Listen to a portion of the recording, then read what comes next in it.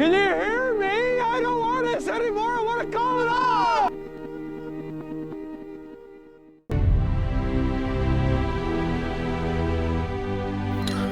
Hello and welcome to my birthday week of 5225, 52 Weeks of Loving Movies, and we're talking about my favorite movies this week. If you haven't seen any of the other episodes from this week, I'm releasing one every day of the week up until my birthday when I release the episode for my favorite movie of all time. Although this is not a countdown. I don't know what day this is coming out, so if you're watching it, it's whatever day that was.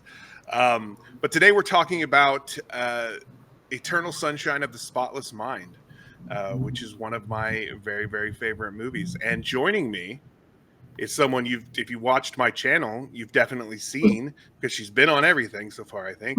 And that's Carly. Hello, Carly. Hello, Matt. How are you today? Good. Good. She's a teacher, and we're recording this in September, so it's I imagine it's very hectic for you. Yeah. So we're gonna talk about this movie that we both love. If you've never seen Eternal Sunshine of the Spotless Mind, stop this right now and go watch it, because we are going to talk about spoilers. Unlike some of the other movies that I cover this week, this one's basically impossible to talk about without spoilers, because it's just all spoilers all the time. It's one of those type of movies. So without any further ado, let's start talking about this movie. Carly, when did you first see this movie?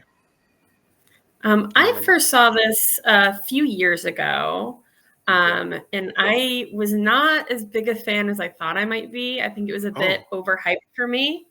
That's just the first watch. Okay. No, I like it. I like it now. And I even liked it back then.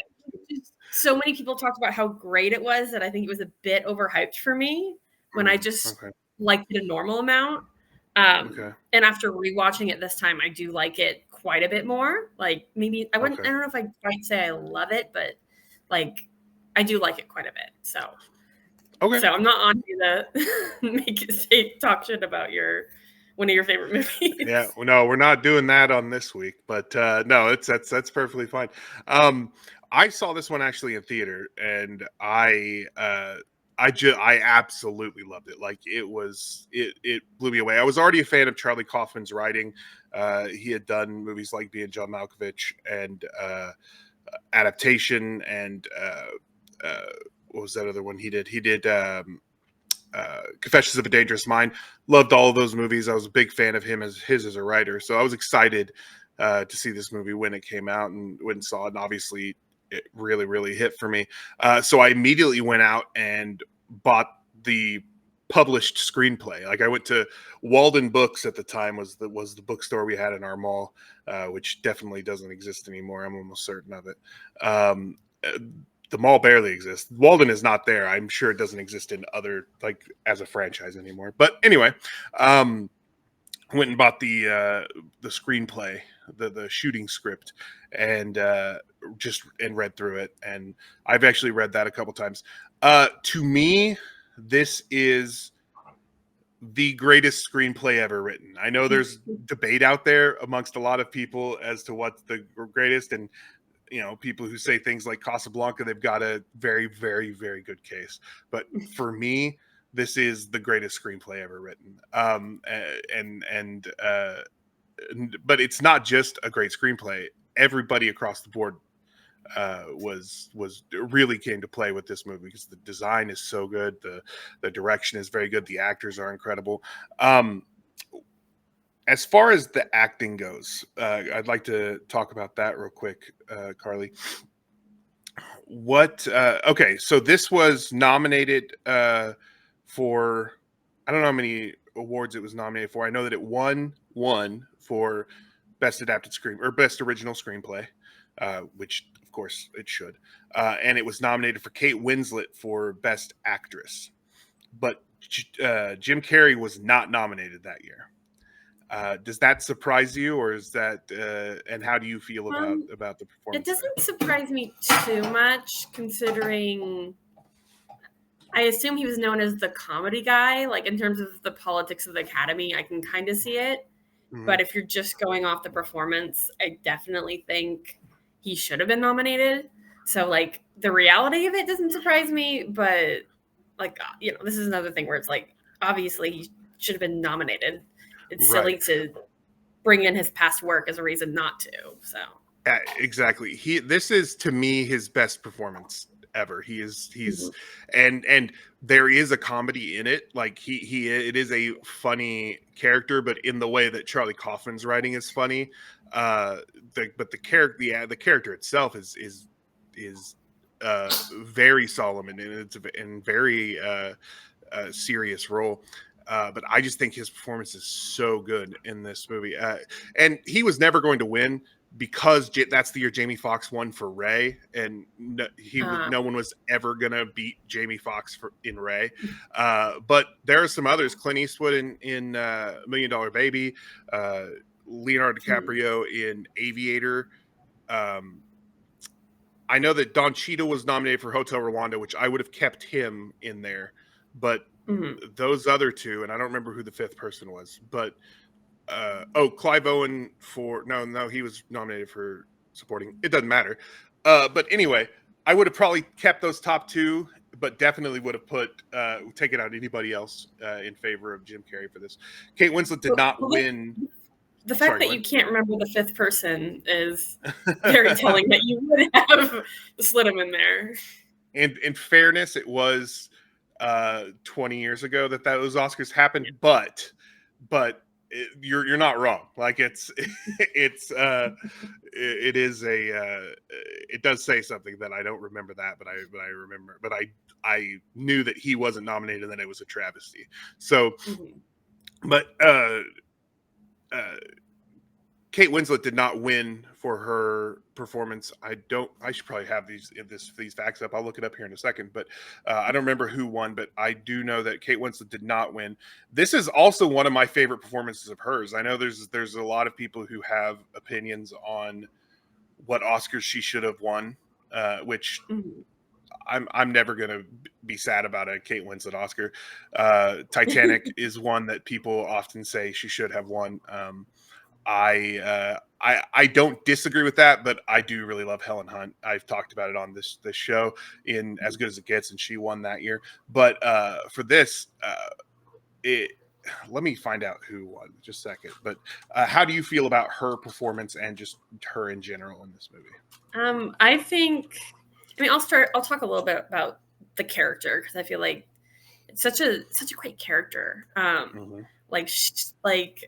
don't know if Manic Pixie Dream Girl was like a thing when this movie came out, but I love how she's like the anti-Manic Pixie Dream Girl. Like she's very, like she's a complete mess, but she's not like just quirky. She's like, she feels like a realistic, messy, probably mentally ill woman who's just trying to figure herself out, and I like just Winslet sells that so well. Like she feels like I forget it's Kate Winslet in the role, which says a lot about like her performance and how well she did. Right. As far as I love her character. I think she plays it to perfection. Clementine definitely has a mental illness of some sort. I mean, say manic, she's definitely manic. Like she gives a lot of, and I'm not a doctor, but my understanding of manic depressive, she definitely gives that, gives a lot of that energy or seems to show the symptoms of manic depressive. Not necessarily, some people would say bipolar, but that actually requires to be bipolar, you have to have like something like 5 days of depression with 5 good days or something in a row. And that doesn't seem to be her situation at all. But Manic Pixie Dream Girl actually was coined around this time. I believe it was Kirsten Dunst's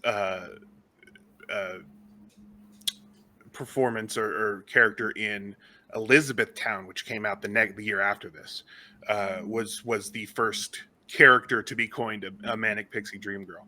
And Clementine does fit that bill, the quirky woman who's kind of there to as emotional support for a male character.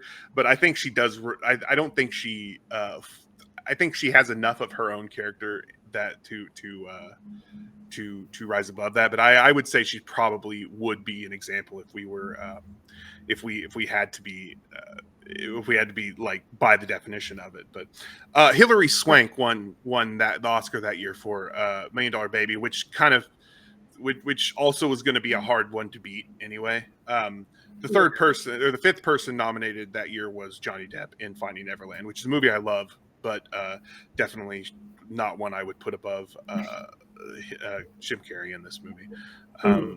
The other people nominated for Best Actress that year were Annette Bening for Being Julia. I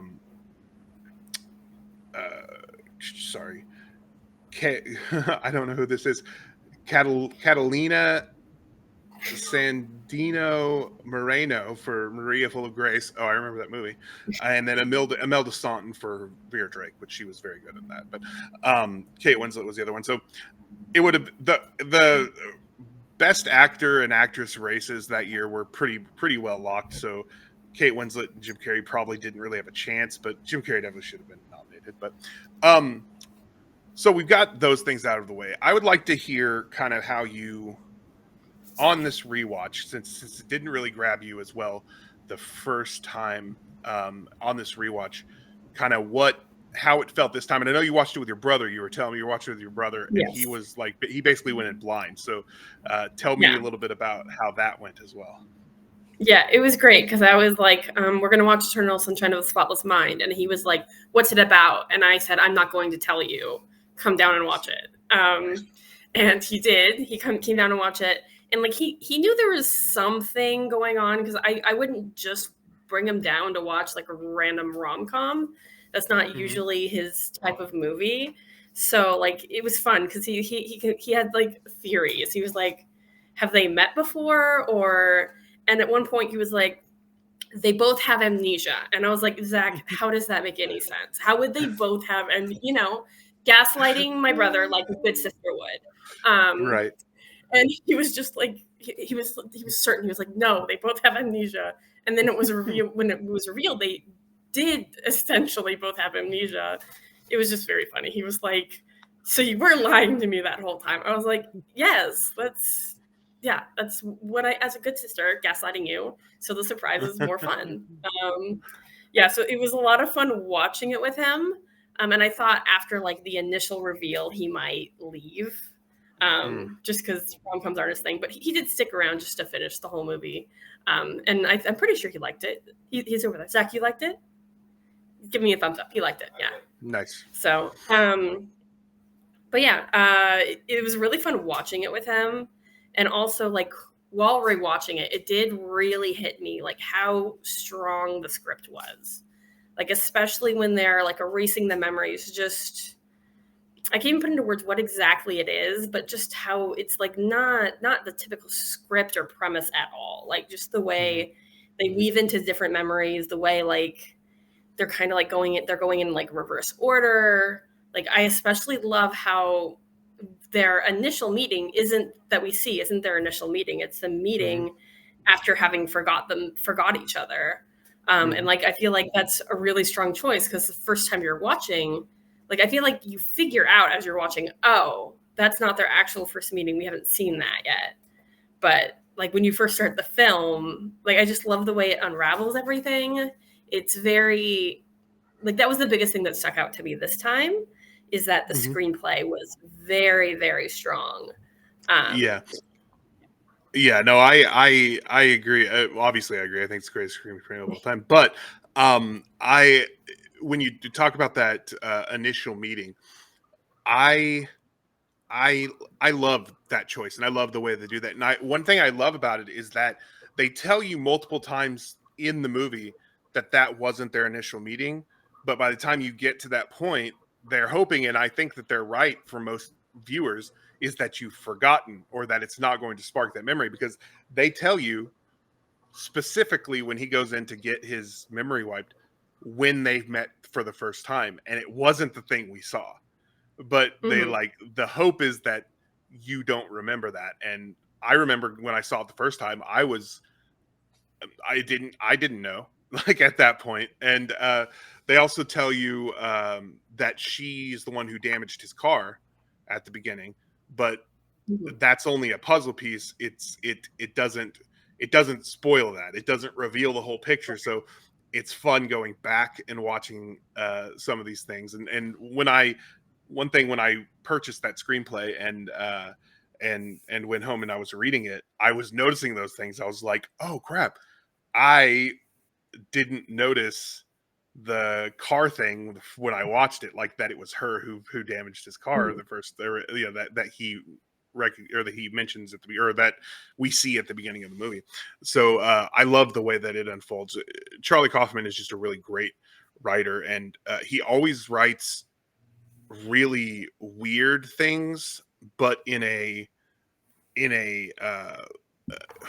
I don't want to say accessible, but it is accessible. The things he writes seem inaccessible, but are accessible, and that's one thing I really like about him. But yeah, that I love that the first meeting we get isn't their first one, and you don't even find out, you don't even realize until you kind of get toward the end. But you had something else to say, and I interrupted you. I apologize. I don't know. I can. One thing I did want to make sure we talked about is Kirsten Dunst's character, and like that's some I like because the first time I watched it, like, it was a good reveal, but I didn't think too hard on it. But like this watch, I feel like it really, like, I don't know if this is probably intentional, but like it feels like a theme of this movie is men using the mind wipe procedure to take advantage of women. Like with Dunst's thing, and with Clementine, with the guy using the past relationship to get with Clementine. And I think it's like, it's a great reveal, but it's also like feels so thematically rich, and like I don't know exactly what he's trying to say with those, but I really love it. And like I really like how they say, oh yeah, Dunst agreed to get the memory wipe. She thought it was the right thing to do, but like there's this like implication that she felt pressured to do it. And I think I read that like in an initial version of the script, she was also pressured to have an abortion done as well.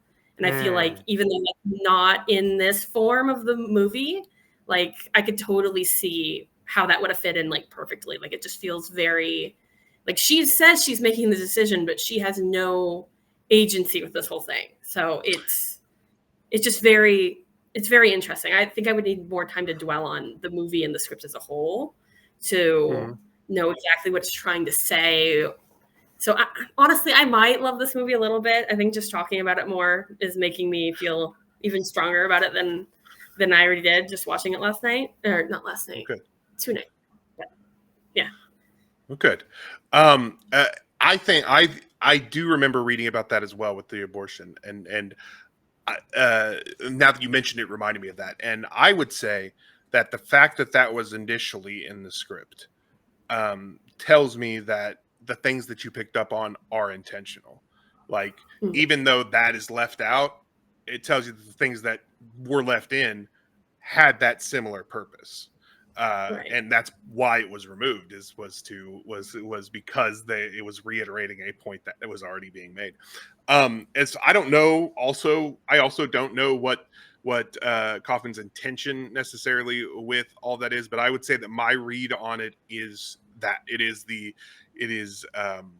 and this is way before we really started focusing on this type of thing in our media, which was men taking advantage of their position with women, and it's never looked at in a kind light in this movie. I mean, that doctor is looked at sympathetically through most of the movie, but once you kind of find out what's going on, like, that sympathy kind of leaves the building. Like it's kind of, you're like, okay, yeah,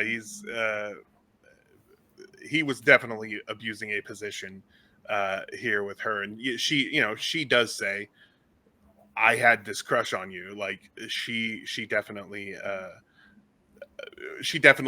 was a participant in the situation, but as the person with the power, he's the one with the responsibility to make sure that that doesn't happen.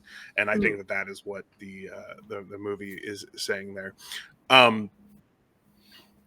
One thing I've seen this movie so many times, but sometimes, when you go back to a movie you've seen a lot, you can still pick up on things, and sometimes there are things that feel like they're just right, like they're very obvious, and you're like, I don't know why I didn't think about this before. And that just comes with us changing as people and stuff like that. But one thing that I had always, and this comes from me misremembering it, I think, but I had always kind of thought that they went back into this relationship not really knowing what was going on. And as I'm watching, I'm like, oh yeah, they do find out what's going on. Like, they do find out that everything was wiped. And so at first, when I was like, oh wait, they find out, I'm like, well, that's to me, that didn't feel quite as poetic as what I thought was going to happen, which was they were going to go back into this, make the same mistakes, and it was going to end. And I think that is kind of a beautiful ending, because it's like, okay, but they still achieve that end of getting back together, and that's nice.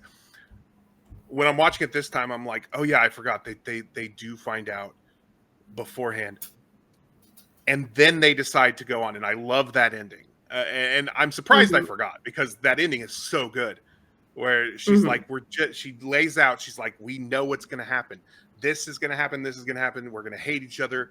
I'm going to resent you. All that stuff. And Joel just says, okay. And she's like, okay.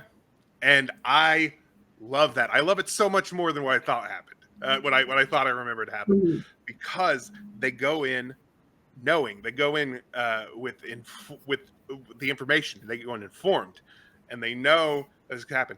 And maybe this relationship is going to last a shorter amount of time. Maybe it's going to last longer because they know the things. Who knows? But that doesn't matter, because that's their point, is that, okay, but that happened. That doesn't mean we don't try. Like, and I love that. I love that. How do you feel about the ending of this movie? I really like the ending. Like I was talking with my brother, and he was asking me if I think it's like a happy ending, and I was like, because like when she left, he was yelling next to me, "Go after her, go get her!" When they had that little fight at the end.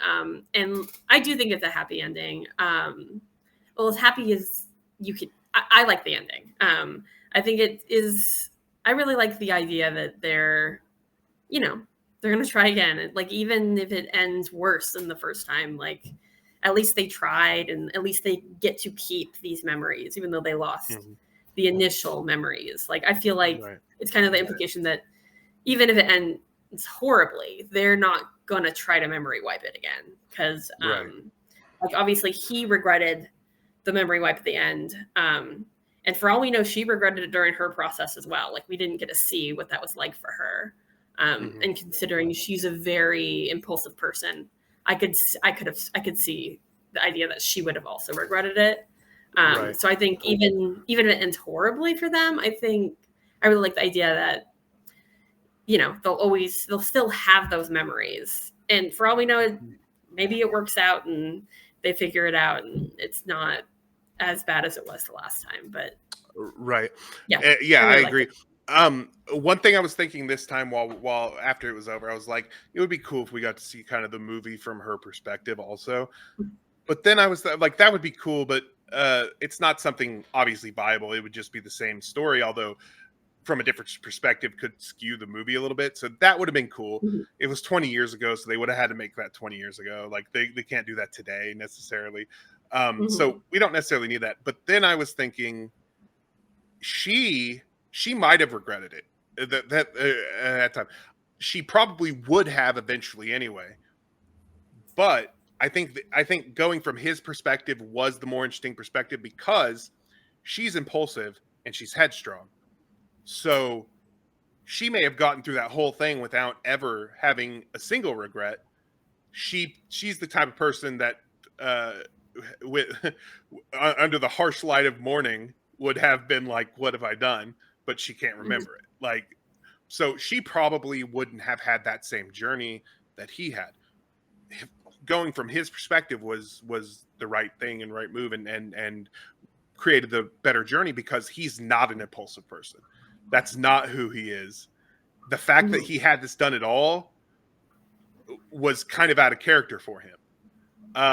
And so I think that makes it his journey probably means that his journey was more interesting, because that allowed him to go, oh God, what have I done, in real time, which is more of a Joel thing than a Clementine thing. Yeah, which I love.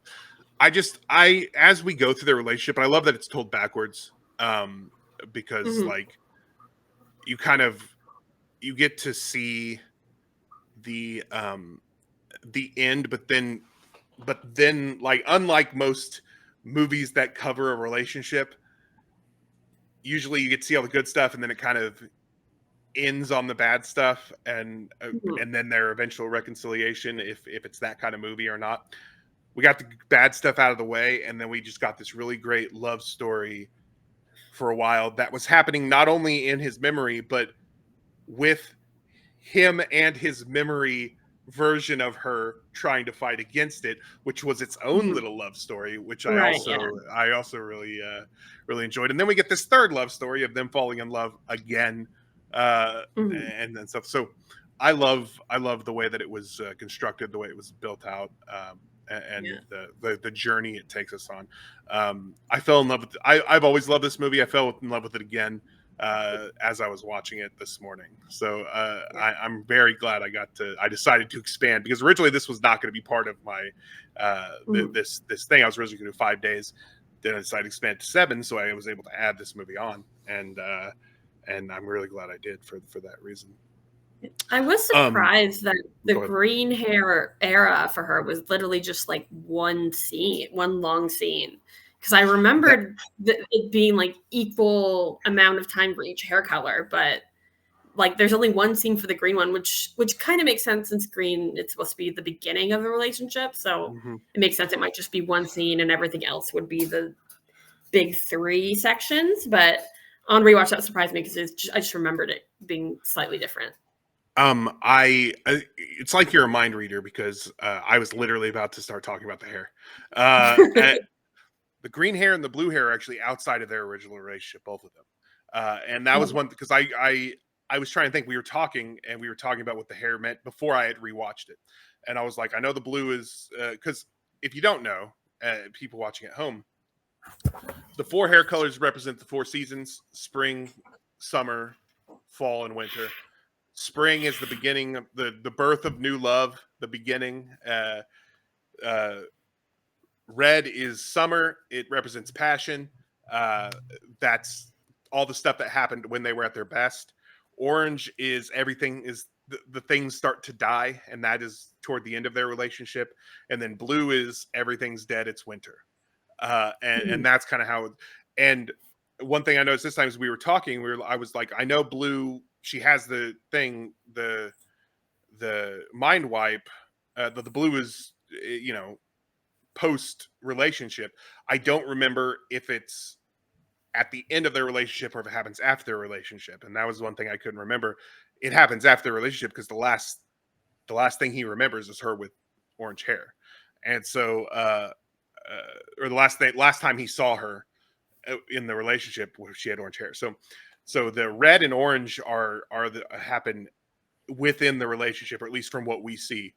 The green is during their first meeting, and the blue is after they've broken up. So, I thought we got more time with each of them as well.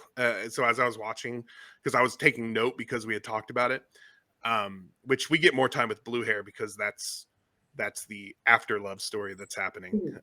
It happens while she got the blue hair, and so now blue represents a new life of some sort. But it's yeah, the green was just that one opening scene before they switched to red, but I think because red needed to represent the passion, they kind of had to switch to that fast because it was that's how relationships are. It's very hot and heavy at the beginning. So yeah, what do you think of the hair theme, the way that they use that through the movie? I really like it. I think it's really cool. As someone who is usually has colorful hair, right now it's just blonde, but I think women are like 10 times hotter when they just have colorful hair. Like there's something about that I just love. So seeing Kate Winslet rock the different colors was awesome, and the fact that it had like thematic purpose behind it on top of that is like really cool, and it also fits her character. Like she's impulsive, of course she would just change to a different hairstyle depending on like how she's feeling or what she's doing. Like I think it all just fits so well with the story and the character. I completely agree. All right, did you have any other thoughts on this before we wrap up? The only thing is I love that quote when she's like, "Oh, I've never been with a guy who bought me jewelry I liked." And she says it when the creepy guy is giving her jewelry that Joel gave her. Yeah. And I love the implication that he's the only guy who ever bought her jewelry she liked. Like potential, like it kind of gives you hope that they will work it out, because like he might be one of the only people who can like truly see her and like who she is and not just what he wants her to be. Actually, that's a good point. I was going to bring all that up, and I forgot, and I'm glad you mentioned it. What I love is that Patrick, the Elijah Wood character, wins her over by using Joel's notes and stuff and ideas, and she falls in love with Joel while she's dating Patrick. Like before she even meets Joel again, she's fallen in love with Joel again, which I think above everything. That ending is beautiful. Everything throughout the movie is fantastic. Above anything else in that movie shows the good couple they are. It shows how much she truly loves Joel as a person. Is the fact that she fell in love with Patrick because he was pretending to be Joel. And I love that. And that kind of almost proves this is the mathematical equation that proves the relationship, and I love that. I love that happens there.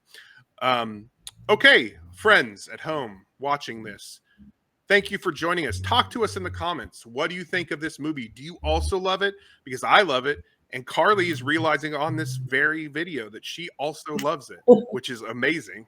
Do you love this movie? What are some of your favorite movies? Join me tomorrow back here for another one of my favorite movies. Talk to me in the comments. Bye.